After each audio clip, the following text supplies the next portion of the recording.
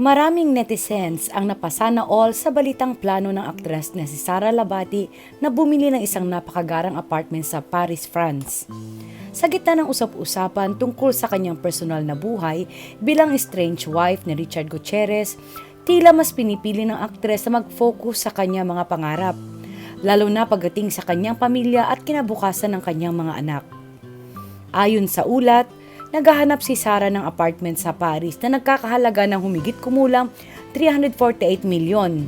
At lalo pang umingay ang balitang ito matapos siyang maitampok sa reality series ng Netflix na Parisian Agency Exclusive Properties, kung saan ipinakita ang kanyang paghahanap ng posibleng bagong tirahan sa lungsod ng Pag-ibig.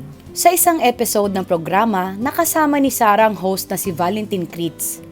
Marami ang humanga sa aktres dahil sa kanyang pagiging fluent sa wikang French. Talagang French kung French ang dating niya, na lalong nagdagdag sa kanyang elegante at sosyal na aura. Para sa marami, bagay na bagay kay Sara ang ganitong lifestyle, lalo na't kitang-kita ang kanyang confidence at class habang nakikipag-usap sa host. Ipinakita ni Valentin ang isang apartment na matatagpuan sa sentro ng Paris. Ang nasabing property ay may lawak na 165 square meters.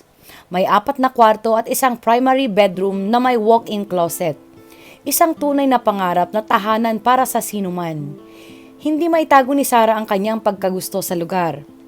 Ibinahagi rin ng aktres ang dahilan kung bakit nais niyang magkaroon ng apartment sa Paris. Ayon sa kanya, matagal na itong pangarap at nais niya mabigyan ng pagkakataon ng kanyang mga anak na makapag-aral sa Europe balang araw. Para kay Sara, hindi lamang ito tungkol sa luho kundi isang investment para sa kinabukasan ng kanyang pamilya. Humingi pa siya ng mga litrato ng apartment kay Valentin upang maipakita sa kanyang ina at mga anak. Aniya, maganda ang pakiramdam niya tungkol sa nasabing property at umaasa siyang matutuloy ang kanyang plano sa pagbabalik niya sa Paris.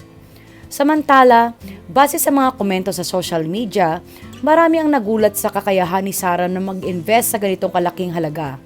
Sa kabila ng mga naunang balita na umano'y nahihirapan siya sa pananalapi, pinatunayan ng aktres na kaya niyang tumayo sa sariling paa at abutin ang kanyang mga pangarap. Para sa marami, isa itong patunay na patuloy na umaangat si Sara at talagang bongga ang kanyang bagong yugto ng buhay.